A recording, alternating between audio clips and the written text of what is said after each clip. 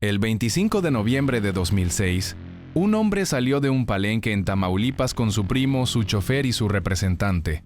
Tenía 27 años. En los últimos meses había llenado estadios, firmado con Universal Music y se había convertido en el nombre más caliente del regional mexicano. A 600 metros del palenque, 2 camionetas le cerraron el paso. Los atacantes descendieron con rifles AK-47 y AR-15. Dispararon 70 veces. 3 de los 4 ocupantes murieron en el acto. El cuarto sobrevivió con heridas graves, y el hombre que horas antes había cantado para miles de personas quedó tirado en una carretera de Tamaulipas con más de 20 impactos en el cuerpo. Valentín Elizalde tenía 27 años y nadie fue a la cárcel por su muerte. Pero ese no es el caso más oscuro de este vídeo. Hay un cantante que horas antes de morir dio una entrevista en televisión diciendo que había reforzado su seguridad, que tenía miedo pero que Dios lo protegería. Esa misma tarde, su representante recibió una llamada de su teléfono. Al otro lado de la línea solo se oían disparos. Ella escuchó los últimos 15 minutos de vida de su artista a través del auricular, sin poder hacer nada. Y hay una cantante de 26 años que sobrevivió al primer ataque. La llevaron al hospital, los médicos la estabilizaron, y antes de que amaneciera, un hombre entró a la sala de cuidados intensivos y la remató con 6 disparos delante de los enfermeros. Y hay 17 músicos que fueron a tocar en una fiesta privada en Nuevo León y no volvieron. Sus cuerpos aparecieron en un pozo de 15 metros de profundidad. Uno de ellos logró escapar antes y fue el que llamó al ejército. Uno solo. Si alguna vez pusiste en un altavoz un corrido norteño, una banda sinaloense o una cumbia grupera, suscríbete. Este vídeo es para ti. La música que escuchaste fue grabada por personas que vivían con una amenaza real encima. Algunos lo sabían, algunos ni siquiera lo sospechaban. Dale like ahora si el regional mexicano fue parte de tu vida, porque lo que vas a escuchar en los próximos minutos va a cambiar para siempre la forma en que escuchas esas canciones. Quédate hasta el final. El último caso tiene un detalle que los medios nunca contaron completo y que cambia todo lo que crees saber sobre cómo murió. Chalino Sánchez. Antes de que existiera el corrido tal como lo conoces hoy, existió Chalino Sánchez. Rosalino Sánchez Félix nació en Sinaloa en 1960, en un rancho sin nombre fijo en el mapa. Su infancia fue la que le tocó pobreza, violencia temprana, un hermano asesinado que él vengó a los 15 años y que lo obligó a cruzar la frontera a California huyendo de las consecuencias. Trabajó en el campo, en cocinas, en lo que había, y en los bares de Coachella empezó a cantar corridos de encargo, historias de hombres que la gente del norte no encontraba en la radio comercial, porque la radio comercial nunca había querido contarlas. Su voz era rasposa, sin escuela, sin pulimento. Las disqueras grandes lo rechazaron. A Chalino no le importó. Grababa casetes en estudios pequeños y los vendía en el maletero de un coche. En pocos años tenía una base de fans que ninguna disquera le había construido, porque él mismo la había construido canción por canción, rancho por rancho, fiesta por fiesta. El 20 de enero de 1992, mientras actuaba en un bar de Coachella, un hombre del público sacó una pistola y le disparó. Chalino sacó la suya y disparó de vuelta. Los dos salieron vivos. A los que estaban en esa sala les quedó claro que este hombre no era un personaje de corrido.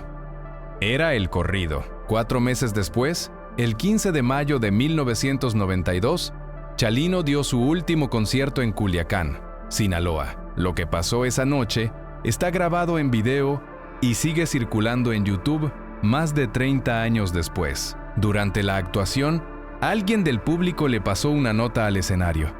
Chalino la leyó, la guardó en el bolsillo y siguió cantando. Su hija, años después, dijo que esa nota no era una amenaza de muerte, pero la cara que puso Chalino cuando la leyó es la cara de alguien que acaba de recibir una noticia que no quería recibir. A la salida del concierto, hombres armados vestidos de policías federales lo interceptaron y se lo llevaron.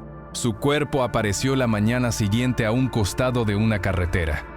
2 disparos en la nuca, las manos atadas por detrás. Tenía 32 años. El caso lleva más de 30 años sin resolverse. Ni una detención, ni una imputación, ni un nombre oficial vinculado al crimen. La Procuraduría de Sinaloa archivó el expediente. La versión oficial dice que la investigación continúa abierta. En los hechos, el asesinato del hombre que inventó el corrido moderno sigue impune como el primer día. ¿Sabías que el asesinato de Chalino Sánchez nunca tuvo un culpable oficial? ¿Sí o no en los comentarios? Valentín Elizalde González nació en Sonora en 1979. Le decían el Gallo de Oro. Le quedaba bien el apodo.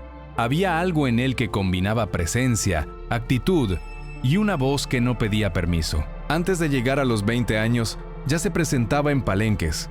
Antes de los 25 ya llenaba recintos que artistas con más años en la industria envidiaban. En mayo de 2006, Universal Music lo firmó.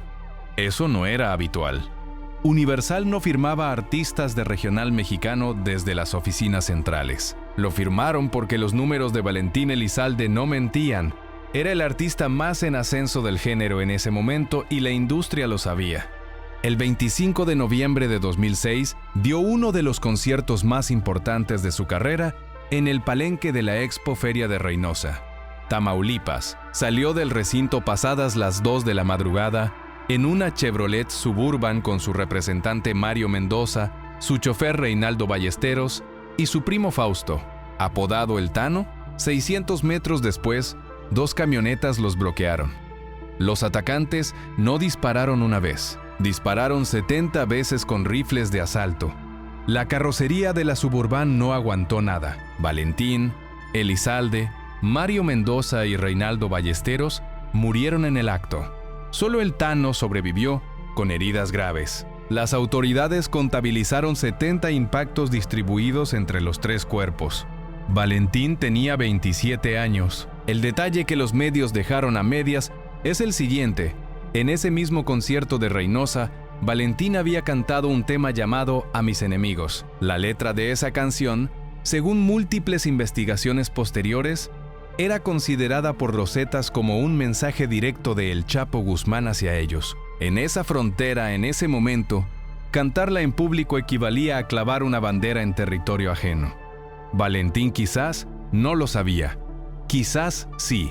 Lo que sí sabe cualquier persona que estudió el caso es que 70 disparos en una carretera a 600 metros de un escenario no son un robo ni una disputa. Personal.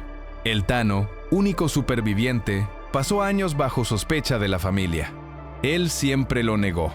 En 2025, 19 años después, sigue sin haber una condena firme por ese crimen. El único detenido que se relacionó al caso nunca fue acusado formalmente por el asesinato.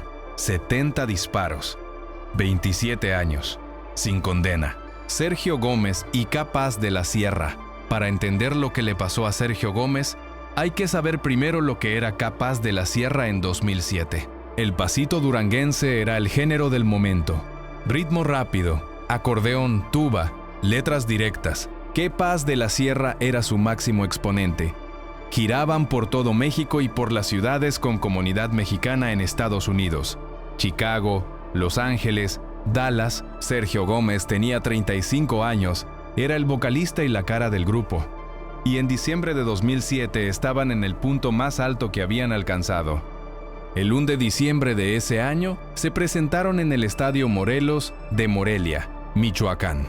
Al terminar el concierto, el grupo y su equipo se distribuyeron en varias camionetas para viajar de noche hacia Puerto Vallarta, donde tenían una presentación al día siguiente. Sergio viajaba en una de esas camionetas con 2 empresarios. En algún punto de la carretera, los interceptaron. A los 2 empresarios los retuvieron unas horas y los soltaron. A Sergio, no. El 3 de diciembre, la policía encontró su cuerpo en una carretera de Chiquimitío, a 10 kilómetros de Morelia. Lo que había pasado con él en esas 48 horas no debería leerse a la hora de comer. Había sido golpeado, torturado, estrangulado, y los forenses confirmaron quemaduras en los genitales. Las investigaciones apuntaron a la familia michoacana. La versión más documentada es que Capas de la Sierra no había pagado el derecho de piso que algunas organizaciones criminales de Michoacán cobraban a los artistas que se presentaban en su territorio. También circuló una versión diferente, que Sergio había aceptado una presentación para los Zetas y que la familia lo había interpretado como una traición. Ninguna de las dos versiones fue probada en un tribunal. El caso fue investigado. Algunos detenidos mencionaron el nombre de Nazario Moreno González, el Chayo, líder de la familia michoacana. Pero el Chayo murió en 2010 sin haber sido procesado por el asesinato de Sergio Gómez. La justicia para Sergio Gómez llegó exactamente igual que para Chalino y para Valentín. No llegó. Zaida Peña. Este caso tiene algo que los demás no tienen. Y es que esta historia no terminó con el primer disparo. Zaida Peña Arjona tenía 26 años en 2007 y era la vocalista del grupo Zaida y Los Culpables, una agrupación grupera de Tamaulipas que empezaba a hacerse un nombre. Grabó una canción llamada De Contrabando varios años antes de que Jenny Rivera la popularizara.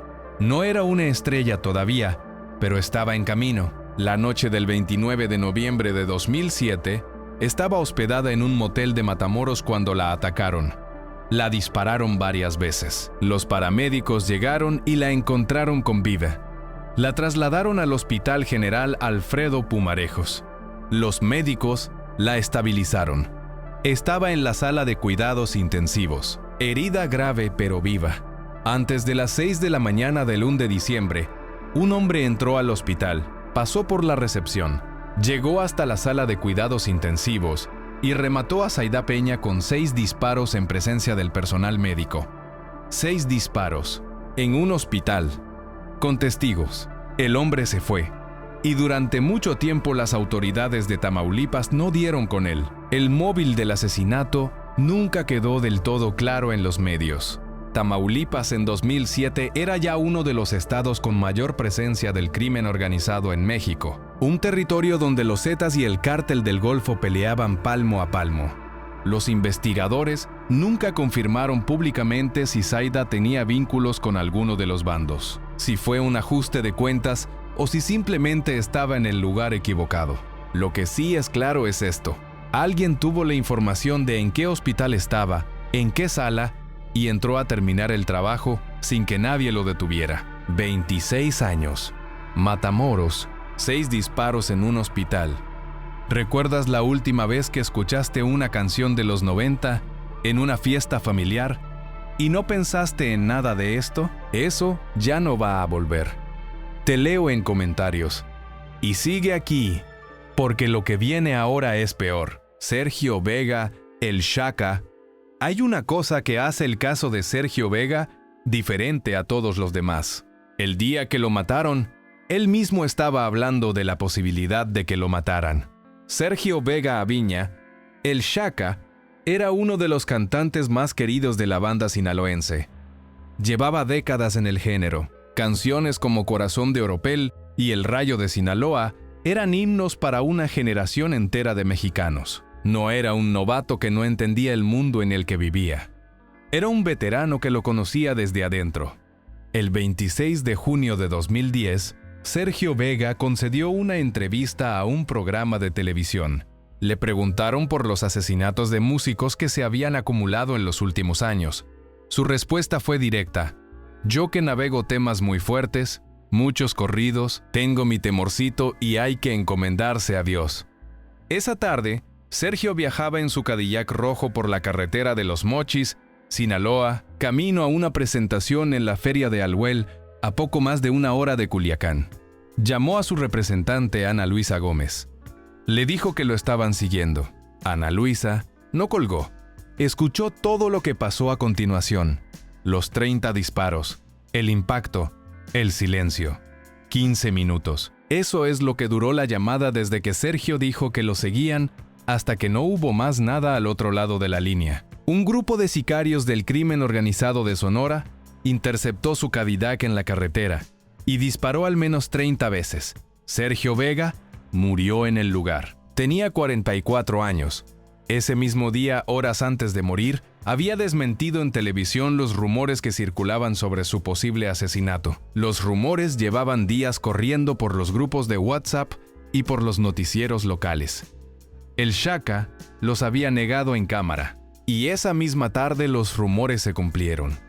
El caso fue atribuido a un grupo delictivo de Sonora. Los responsables nunca fueron identificados públicamente. Ni una condena, ni un detenido formal. Tito Torbellino. Hay un corrido que Tito Torbellino grabó llamado Al que se animó. La letra tiene unas líneas que quedaron grabadas para siempre después de lo que pasó el 29 de mayo de 2014. Si me matan a balazos, quiero morir con valor, aunque mi cuerpo quede hecho pedazos, pero contestando me conformo yo. Tomás Eduardo Tobar Rascón, Tito Torbellino, tenía 33 años ese día. Era de Arizona, pero sus raíces estaban en Ciudad Obregón, Sonora, y era allí donde lo querían más. Cantante de banda y norteño, voz directa, corridos duros, una carrera que iba en ascenso. Ese jueves estaba comiendo en el restaurante Red de comida oriental en pleno centro de Ciudad Obregón. Era mediodía, el lugar estaba abierto. Las personas que lo acompañaban estaban con él en la mesa. Un grupo de hombres armados entró al restaurante, se acercó a Tito y le disparó varias veces en la cabeza a quemarropa. Las personas que lo acompañaban no recibieron un solo disparo. Los atacantes salieron y desaparecieron. Tito llegó vivo al hospital del IMSS. Poco después, lo declararon muerto.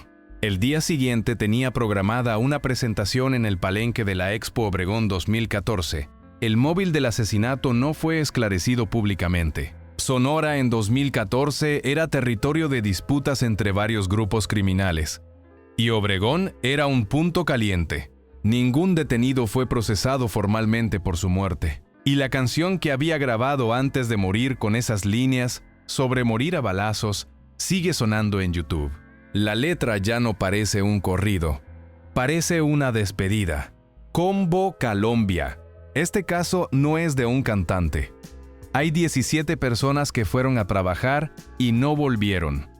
El 24 de enero de 2013, el grupo Combo Colombia, una agrupación colombiana de vallenato y cumbia, llegó a una finca llamada La Carreta en el municipio de Hidalgo, Nuevo León. Los habían contratado para amenizar un evento privado. Los músicos no sabían quién pagaba esa fiesta. Tocaron varias horas. Al terminar, cuando empezaban a recoger los instrumentos, un grupo de sicarios los rodeó. Los subieron a vehículos, los trasladaron a un rancho abandonado llamado Las Estacas, en el municipio de Mina. Los mataron a todos. 17 personas. Arrojaron los cuerpos a un pozo de agua de 15 metros de profundidad. Uno de los músicos, el único que logró escapar cuando bajaban del vehículo, corrió hasta un rancho cercano y llamó al ejército. Fue ese hombre el que permitió que los cuerpos fueran recuperados. Las investigaciones determinaron después que el crimen fue obra de los Zetas. El motivo: Combo Colombia había actuado en eventos del Cártel del Golfo, enemigo directo de los Zetas en esa región de Nuevo León. Para los Zetas, eso fue suficiente. Eran músicos colombianos que habían cruzado la frontera buscando trabajo. No cantaban narcocorridos, no tenían vínculos con ningún cártel. Tocaban vallenato en fiestas privadas y en eventos locales, y eso no los protegió de nada. En marzo de 2014, las autoridades detuvieron a un hombre apodado El Pichilo, señalado como parte del grupo responsable. Algunos detenidos más siguieron después, pero 17 personas murieron en ese pozo, y el caso nunca tuvo la cobertura internacional que merecía, porque eran músicos, porque eran colombianos, y porque en Nuevo León en 2013 había muchos casos parecidos esperando en la fila. ¿Sabías que el asesinato de Combo Colombia fue obra de los Zetas por haber tocado en eventos del Cártel del Golfo? Deja en los comentarios si conocías esta historia o si es la primera vez que la escuchas completa. Javier Ríos. No todos los casos de este vídeo llegaron a los titulares nacionales. Javier Ríos era un cantante de regional mexicano de Sinaloa, con una carrera real dentro del género. Corridos, banda, norteño, un nombre que los fans del género del noroeste de México reconocían bien, aunque los medios nacionales no lo cubrieran con la misma intensidad que a Chalino o a Valentín. El 13 de noviembre de 2009 fue asesinado a balazos en Culiacán. La cobertura fue breve. El caso fue atribuido al entorno del crimen organizado en Sinaloa, sin que los investigadores lograran establecer públicamente un móvil concreto. En un año donde Sinaloa acumulaba cientos de homicidios relacionados con la guerra entre cárteles, la muerte de Javier Ríos ocupó un espacio pequeño en los medios y después desapareció. Hay algo que duele más que la impunidad, es el olvido que viene después. El expediente cerrado sin nombre. El artículo que se archiva. La familia que sigue esperando una respuesta que nunca llega.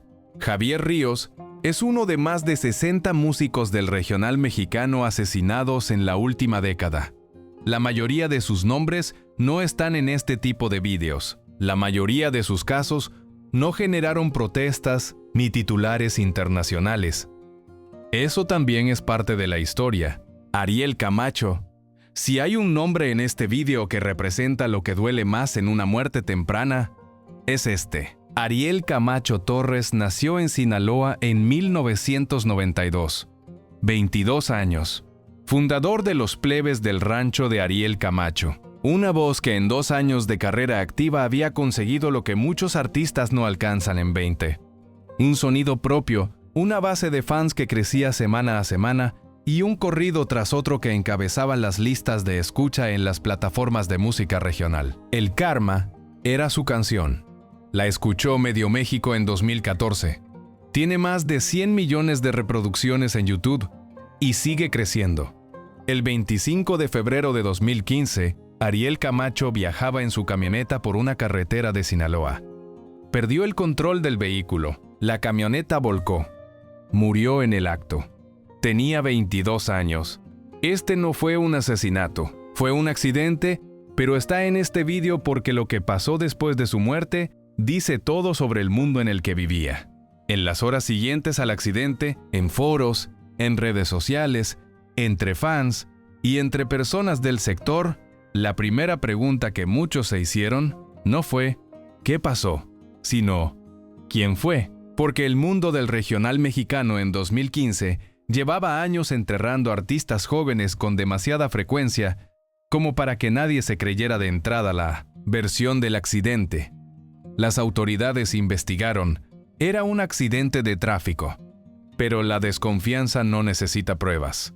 Necesita contexto. Y el contexto que el propio género había construido con cada muerte violenta, con cada caso impune, con cada artista acribillado en una carretera. Era tan pesado que cuando murió Ariel Camacho a los 22 años en una curva de Sinaloa, la gente tardó días en creérselo. Ese es el daño colateral de la impunidad. No solo mata a los que mata, también contamina para siempre la forma en que el mundo mira a los que mueren de otra manera. Gen Rivera, y llegamos al caso que más de la mitad de los que están viendo este vídeo vinieron a escuchar. Jenny Rivera, la diva de la banda. La gran señora Dolores Jani Rivera Saavedra nació en Long Beach, California, en 1969, hija de inmigrantes mexicanos que vendían música regional en un mercado de pulgas. Creció entre casetes, entre corridos, entre la nostalgia de un país que sus padres habían dejado atrás. Lo que construyó a partir de eso no tiene nombre fácil. No fue solo una carrera musical, fue un símbolo. Para millones de mujeres latinoamericanas, muchas de ellas inmigrantes, muchas de ellas sobrevivientes de situaciones que Jenny había vivido también, ella era algo que muy pocos artistas llegan a ser, la prueba de que se podía venir de donde venía y llegar a donde llegó. Mariposa de barrio, La gran señora, canciones que no pedían permiso y que hablaban de lo que la radio en español no quería hablar. La madrugada del 9 de diciembre de 2012, Jenny subió a un Learjet 25 en el aeropuerto de Monterrey. Acababa de dar un concierto en la Arena Monterrey. El destino era Toluca, donde al día siguiente participaría como coach en el programa La Voz México. La acompañaban su abogado, su publicista, su maquillista, su estilista y 2 pilotos. A las 3:30 de la mañana, se perdió todo contacto con la aeronave. 12 horas después, los restos del avión fueron encontrados en la Sierra Madre Oriental, en Nuevo León. No hubo supervivientes. Jenny Rivera tenía 43 años. Durante días el mundo latinoamericano lloró como no lloraba a un artista desde hacía mucho tiempo. Presidentes publicaron condolencias. Las redes se llenaron de sus canciones. Sus hermanos, sus hijos, sus fans tardaron semanas en procesar que ya no estaba. Las autoridades investigaron. La conclusión oficial fue falla mecánica. Un accidente. Pero aquí está lo que los medios no contaron completo. El avión en el que murió Jenny Rivera era un Learjet 25 con matrícula N3-45MC. Esa aeronave pertenecía a una empresa llamada Starwood Management. El dueño y principal operador de esa empresa, según registros de la Administración para el Control de Drogas de Estados Unidos, la DEA, era Eduardo Cristian Esquino Núñez, un hombre vinculado por la Agencia Federal Americana a actividades de tráfico de drogas y operaciones de cárteles mexicanos. Ese hombre nunca fue localizado. Hasta 2025, las autoridades no confirmaban su paradero. El avión en el que murió Jenny Rivera era, según la DEA, un avión con vínculos al narco. La familia Rivera siempre rechazó las teorías que involucraban al crimen organizado en la muerte de Jenny. Rosy Rivera y Juan Rivera dijeron en múltiples ocasiones que las investigaciones confirmaron que fue un accidente, que la aeronave tuvo una falla técnica, que su hermana no fue asesinada. Puede que tengan razón, puede que sea exactamente lo que fue, una falla mecánica en la madrugada sobre las montañas de Nuevo León. Pero Lupillo Rivera, su hermano, contó en 2025 en su libro que la noche del accidente, antes de que se confirmara el hallazgo de los restos, él contactó a personas del crimen organizado para preguntar si tenían a su hermana, porque su primera hipótesis no fue el accidente, fue el secuestro, y también contó que alguien le pasó una grabación de la torre de control del aeropuerto de Monterrey, en la que, según él, se insistía de manera extraña en que el avión debía despegar de inmediato. Lupillo no acusó a nadie, no formuló ninguna hipótesis oficial, pero dijo que ese detalle siempre le generó dudas sobre si lo que ocurrió fue solo un accidente. El avión era de un hombre vinculado a los cárteles, según la DEA. El propietario de ese avión nunca fue localizado. La investigación oficial cerró el caso como accidente, y Jenny Rivera no está aquí para cantarle a sus hijos. ¿Crees que la muerte de Jenny Rivera fue un accidente? ¿O crees que hay algo en esta historia que todavía no ha salido a la luz? Vota en los comentarios si crees que fue un accidente o si crees que hay algo más detrás. Quiero ver de qué lado está esta comunidad. Un hombre al que le pasaron una nota en el escenario y cuyo cuerpo apareció en una carretera al amanecer con las manos atadas. Una mujer de 26 años rematada a 6 disparos en la cama de un hospital. 17 músicos colombianos tirados en un pozo de 15 metros por haber tocado en la fiesta equivocada. Y la cantante más querida del regional mexicano viajando en un avión cuyo dueño, la DEA, señalaba como traficante. La música que pusiste en tus altavoces durante años, la grabaron personas que vivían con todo eso encima. Nadie fue a la cárcel por Chalino. Nadie fue a la cárcel por Valentín. Nadie fue a la cárcel por Zaida, ni por los 17 de Combo Colombia, ni por el Chaca, ni por Tito Torbellino. Y mientras tú ves este vídeo, esos expedientes siguen archivados en algún cajón de alguna Fiscalía de México que prefiere no abrirlos. Suscríbete, porque en el siguiente vídeo hay más nombres, muchos más, y algunos de esos cajones los vamos a abrir nosotros.